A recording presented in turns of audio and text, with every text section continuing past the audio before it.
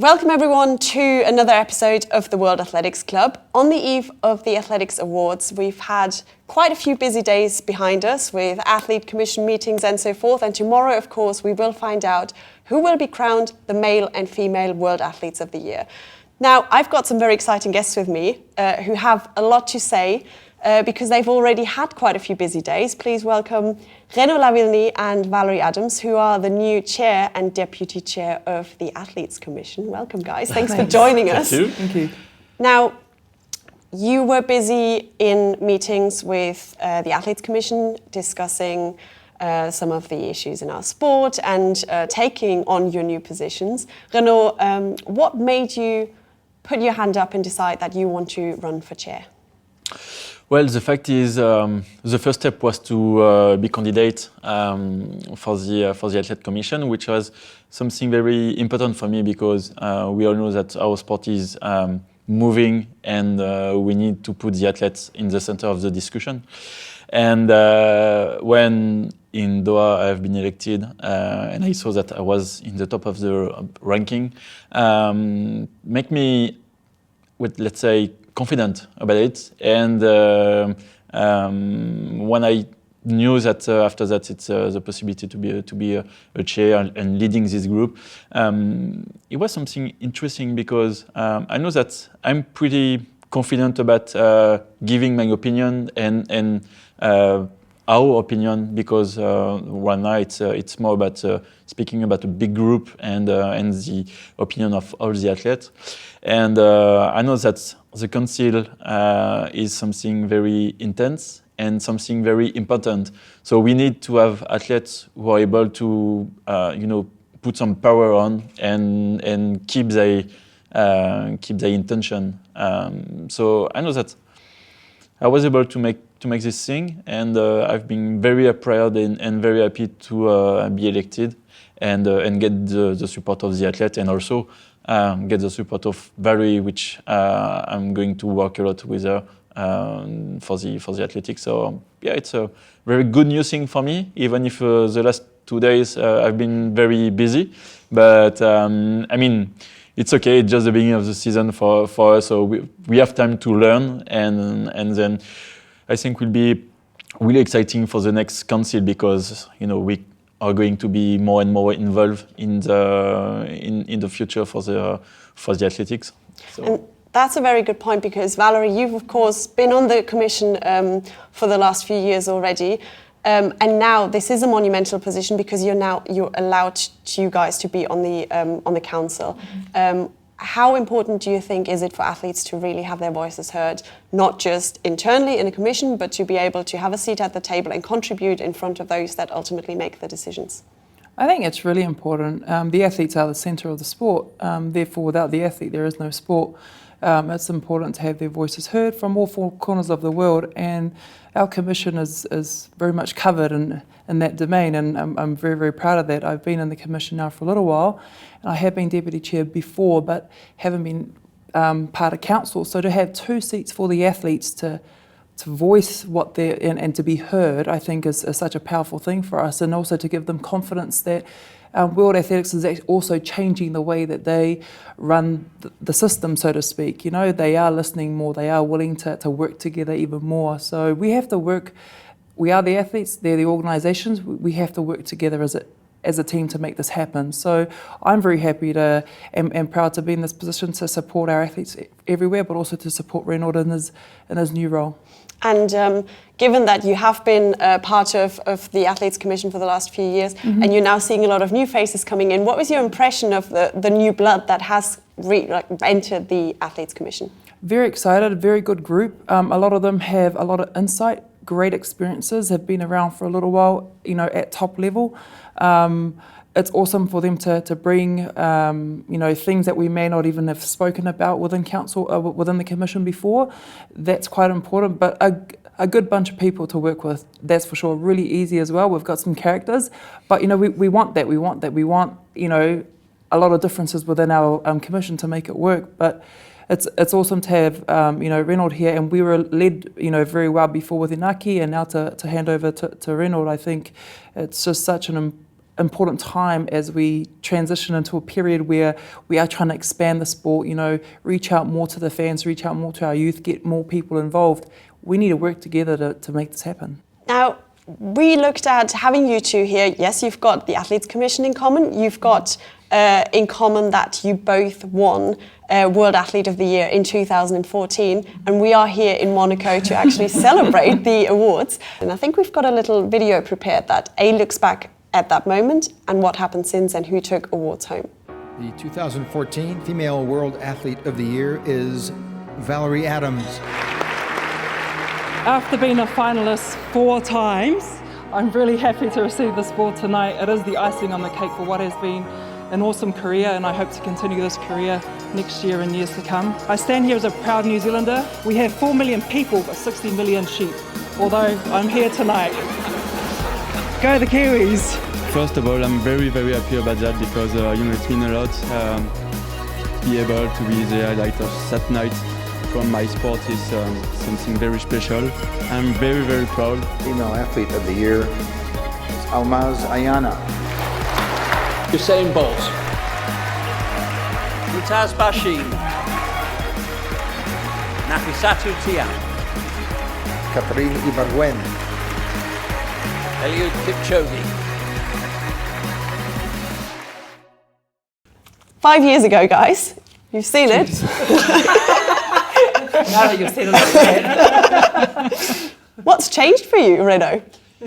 I have less hair, definitely. My wife told me every day, so I know it. But I have not a new life, but I have a little daughter, as Valerie also. And but the fact is, I'm still involved and still passionate of doing pivot. So, which is really important. But when you saw it, it's like 5 years. It starts to be long.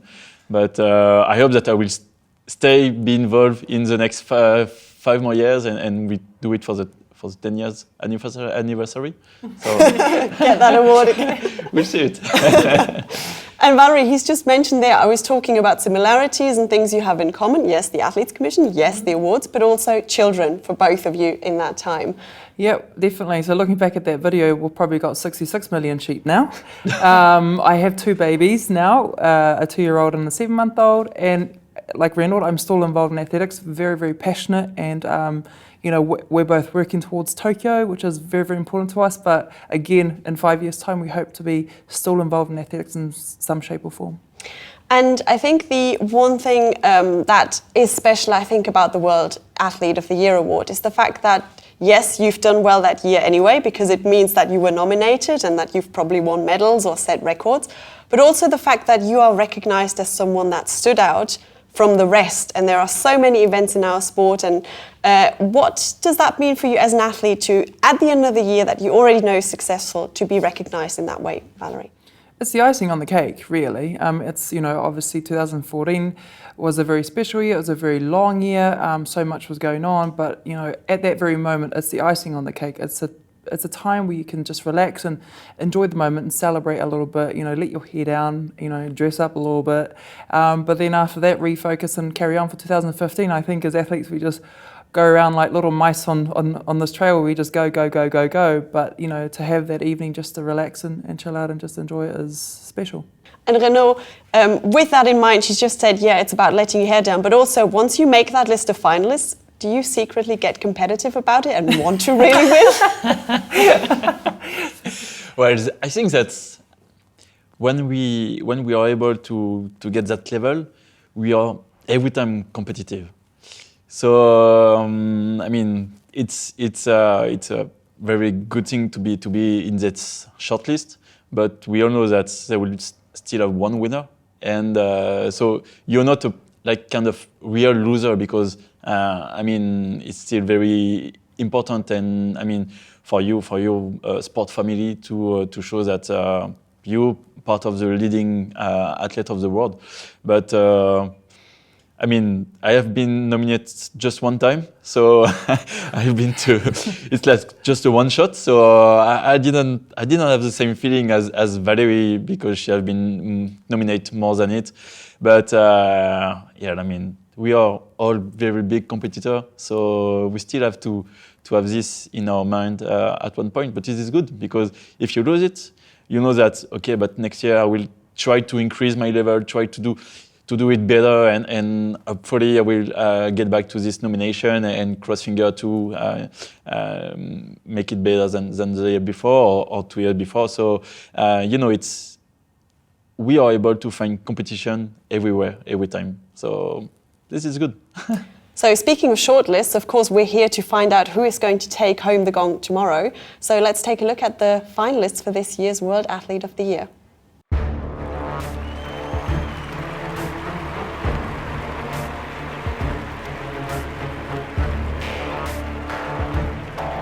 Fraser Price is going to get there. What a performance. Fraser Price, and it's silver for Dina Asher-Smith. Another gold. Her legacy as one of the all-time greats is surely complete. It's getting tight. But remember, Mohamed's never won this title. Mohamed on the line. And it's a new world record. A little better on the second phase. And that is edging closer to the world record. Boom from the Venezuelan. Rojas reigns tonight in Doha. Can she step up to 10,000 and dominate the world? Yes, she can. Never in the history of the World Championships, never in the history of the Olympic Games have we seen a man or woman win the 10,000 metres and the 1,500. It's a championship record, and she's done a double that many people, that most people thought would always remain impossible.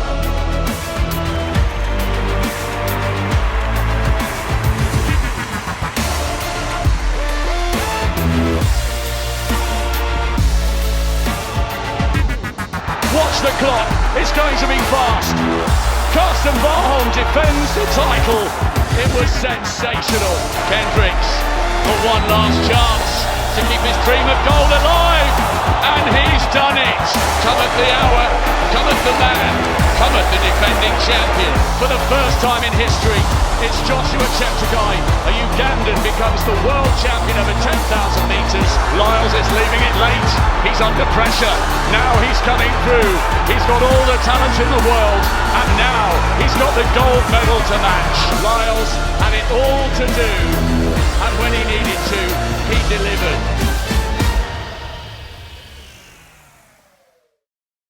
So there's some pretty impressive names on that list. If you had to pick your male and female World Athletes of the Year, who would you go for?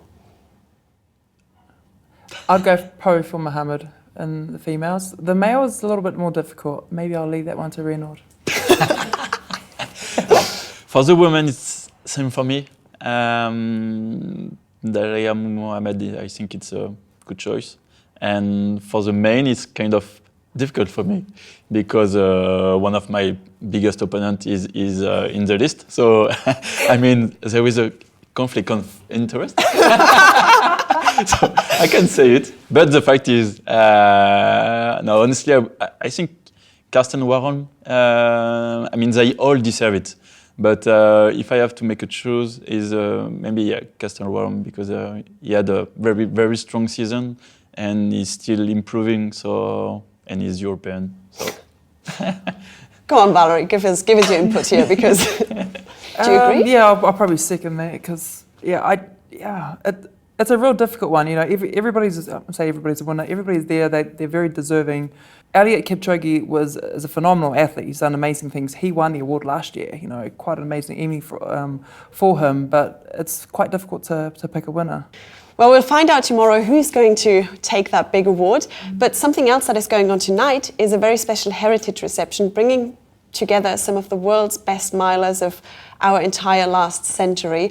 And we're going to take a quick look at what's going on there and who's actually gathered there together. Thank you, Michelle. And yes, you're right, it's not just about the awards this weekend in Monaco. Also taking place, we have a very special heritage event, all centred around the mile. Tonight, in the hotel, we'll be bringing together a whole host of historic mile world record holders. Some of them you might recognise from the television, people like Steve Cram, Seb Coe, others Kip Keino, the legendary Kip Keino from 1968. Hello Michelle, you made it down very quickly, didn't you? Hasn't started yet, I was worrying, I ran down. No, it hasn't started yet, we're still waiting for all the legends to congregate with us, and the show will begin very shortly indeed. So I've got time to quickly get changed. Yeah, well, you can get changed, or you can have a look at the exhibition here. Ooh, what have we got there? We've got Hicham El Garouche, bib from Barcelona, 95. It's a classic vest, that, isn't it? It's a classic vest. I do like those jazzy colours. Signed as well by the great man. We look down here, we've got some of the iconic front covers from the 50s and 60s, Sports Illustrated. You see there, is the United States a second-class track power? I think some certain East African nations might have something to say about that. But then if we come up here, we can see the spikes that Seb Coe ran in. I think, yeah, in 80 and 84 when he won 2 Olympic gold medals. Yeah, some great items here, Michelle. Look at this one. Roger Bannister after breaking the 4-minute mile. An iconic moment. Such a sad loss to lose him, but his memory obviously lives on. Photo there, can we get in on that one? The pain etched on his face. Plenty to see out here, but we need to get inside because the show's about to begin. Let's go. Let's go.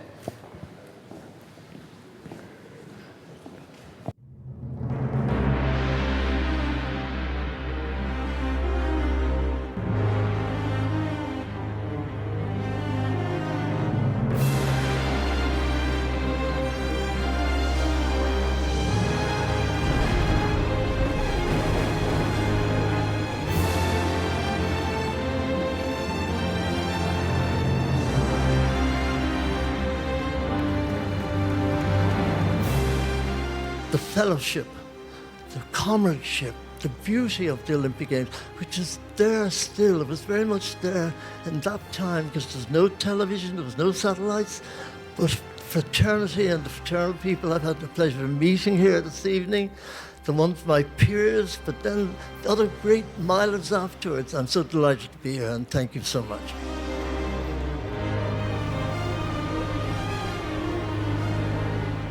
I could take part in any event comes in, right from 800 all the way to 10,000 meters. But the mile and 1,500 meters was the easiest event to take part.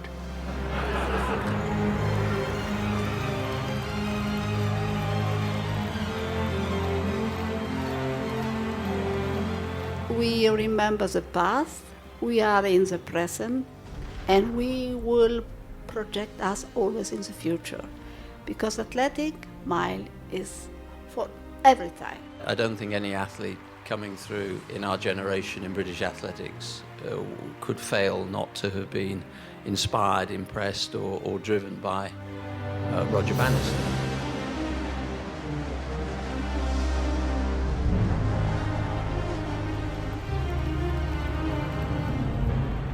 The mile is easy because it's 4 laps. It's very easy for people to understand. And it's 4 minutes, or it was, until he broke it. So when I start running, it was like a dream for me.